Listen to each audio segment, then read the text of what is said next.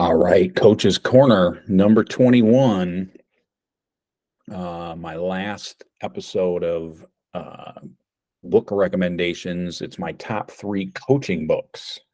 Books that are kind of primarily focused on coaching. My first one, these are really in no particular order. My first one is The Sacred Acre, written by Mark Tabb.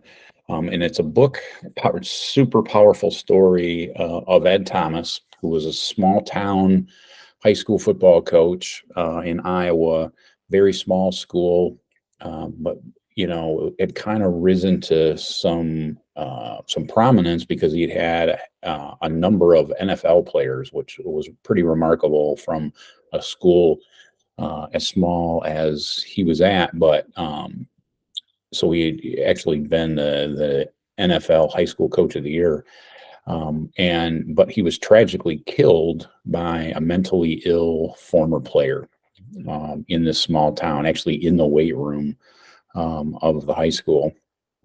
And it's an amazing story of faith and grace and forgiveness and community. It's really focuses a lot less on what he did as a coach, which was remarkable. And he was an amazing man, amazing leader, an amazing coach, amazing Christian, but more about what happened in that community afterwards. And the town had been hit by a tornado prior to his passing, and he was really instrumental in kind of leading the community back from that tornado. And it talked about that kind of within the framework of what an awesome person he was. But then really focused on the forgiveness and the grace that took place with his family and the family of the young man that killed him, and just the whole community, how they rallied around. So just an incredible story. If you can get through that without crying, you need some blood through your veins, because it's a really, really powerful story. My next one, Swing Your Sword by Mike Leach. It's the autobiography of my favorite coach.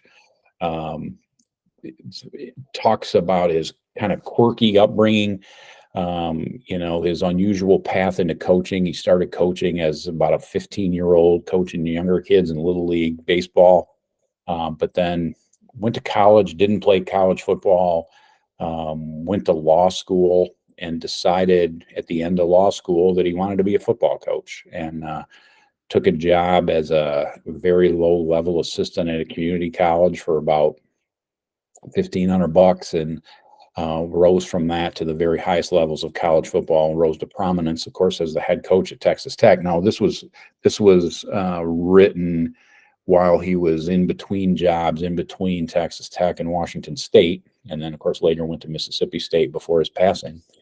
But it really delves into his time at Texas Tech and the end of his time at Texas Tech, and all that went into that. Pretty hysterical, his angle on those stories, and really, as you might guess, really a hysterical writing style, very much like his speaking style. Just a really incredibly interesting dude, and a great book.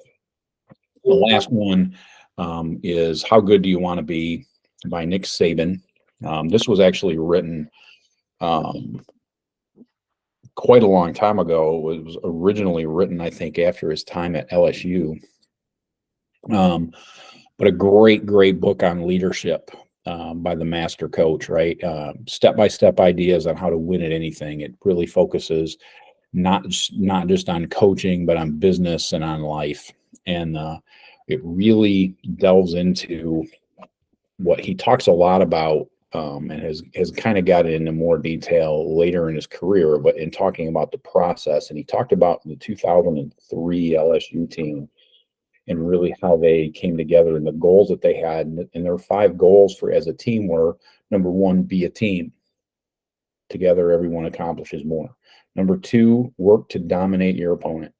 Number 3, positively affect our teammates.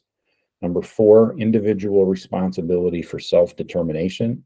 And 5, be champions on and off the field. Now, one of the things that I think is interesting about those 5 goals that he doesn't mention, because he goes on to talk about none of those 5 goals say anything about how many games we're going to win or what titles we're striving for. The goals are about performance. They set the tone for the season.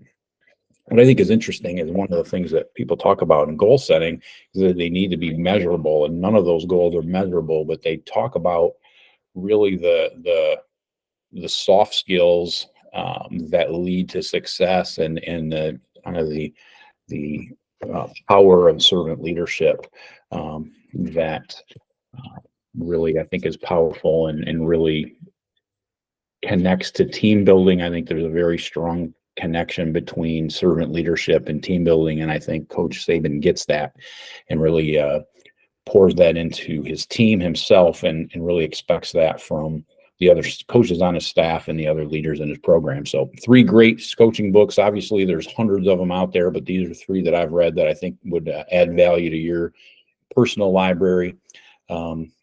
Notice in the link, there's Amazon links. You can just click on those and buy these books. So we make it easy for you. So have a great week, and keep being that coach that your kids, your players need you to be. All right. Take care.